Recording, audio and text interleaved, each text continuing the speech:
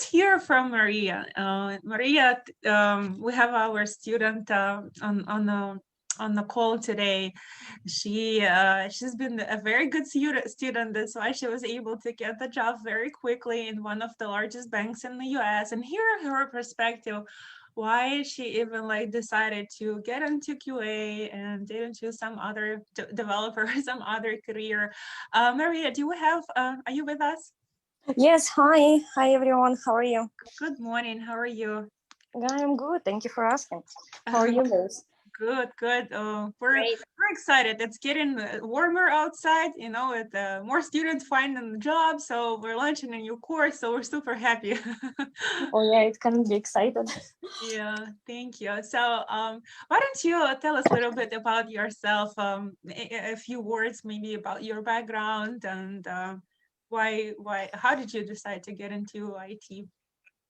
Sure. I am originally from Russia and moved here like about 9 years ago. And I used to work as HR in one trucking company. And then like I was looking what can I do better. So and I was actually searching like how can I work from home and how can I work from any place in US. And then I find out something about the QA and I started searching in different schools. So I was looking on like 5 different schools and then I find you guys and actually your former worked very well for me. And I was like, okay, so I'm gonna stay here. So and then you know, like being a mom and it's a little bit hard to find like all other school or you have to study like 8 hours a day. So, and it's a little bit hard with a daughter staying at home like 8 hours and study. And here, you know, like you have your free schedule, you can do whatever you want to do, your homework. And actually it worked very well for me. And at the end of the course, we graduated, I believe, in at the end of the December. So in like second week of the January, so I put my resume on a dice, and I started searching for a job, and I got lucky. One of the HR was calling me from the bank directly, and they asked me if I'm available for interview for next week, and I said yes. So the first interview was just like behavioral. They just asked for soft skills. So what did they do in previous work? Blah blah blah. So and actually it went blah, very blah, well. blah. Yeah, that's how the first interviews are. Blah blah blah with HR, right? No, actually, I didn't have any interview with HR, so I just had interview with QA lead, and yes, and he just asked me like different questions. So, what would I do in this situation? Like, what would I do in that situation? I described him what I did. So, and I did tell him a little bit about my background, and he was like, "Okay, normally I don't do it, but I would like to schedule a second round interview for Monday technical. Are you going to be available?" I was like, of course, yes, I will be available. I'm so interested. And then I got a phone call on Monday. It was Zoom. No, it was Skype meeting, face interview with a video. And that was about like 30 minutes. So, and it wasn't actually too bad because in my resume, I put only like 3 years experience.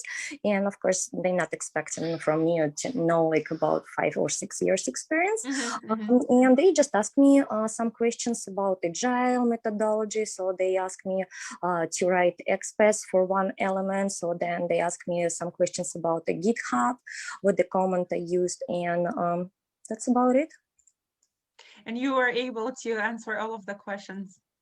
Almost, yeah. I just messed up on one comment in GitHub.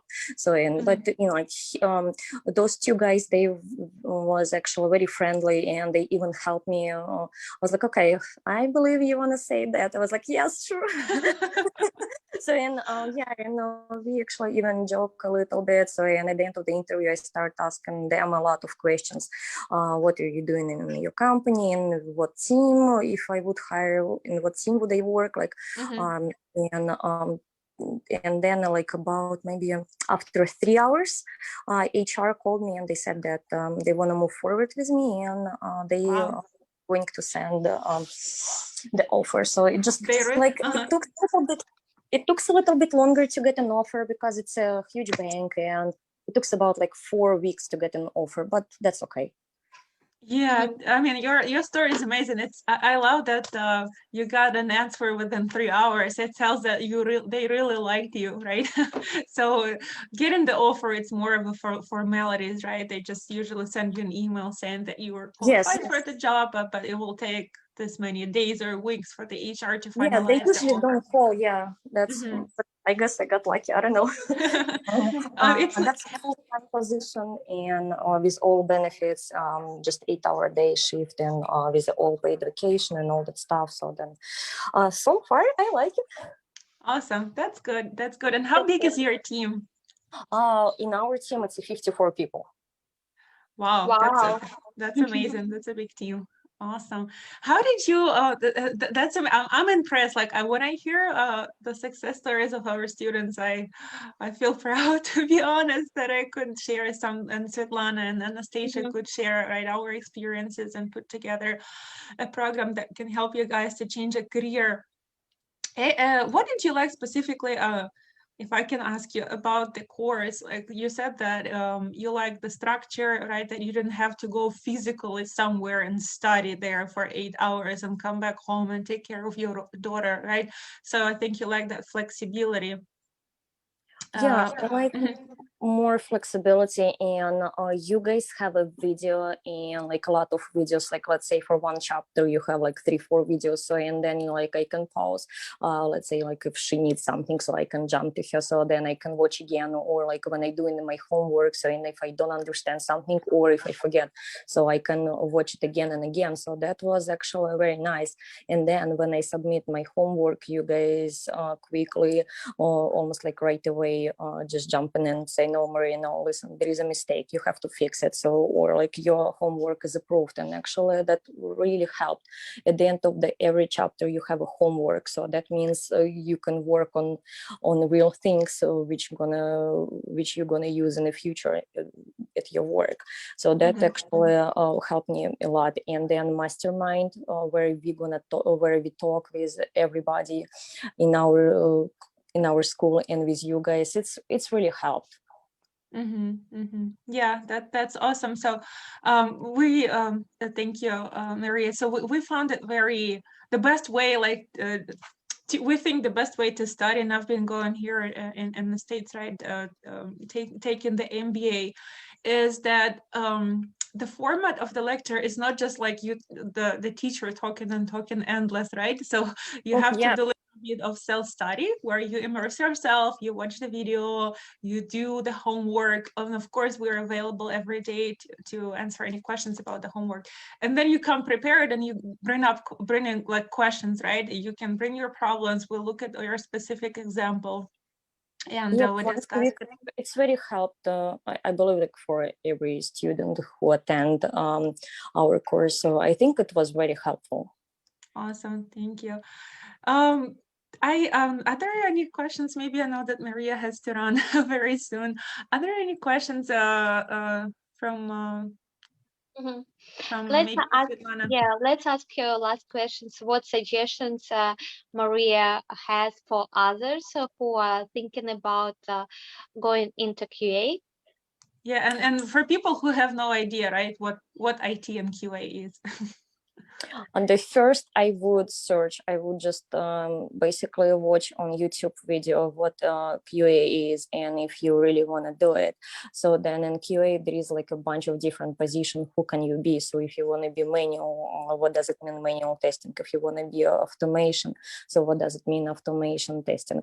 I would search first for that one. So then I would look for a school. And of course, I recommend everybody, your school guys, because no, seriously, in like 3.5 months, you really can find a job. And that's my successful story. And I know a lot of students from our bench found good position in big companies.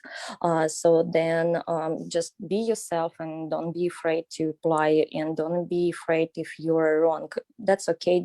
You cannot know everything. So even in a bank, like those two guys, they said, oh, you know what, we don't know, you asking a question that I never would think. So and that's okay. And like even right now I'm going through the Dojo meetings. That's meeting like about learning, and a lot of people is asking them questions and they don't know how to answer on them.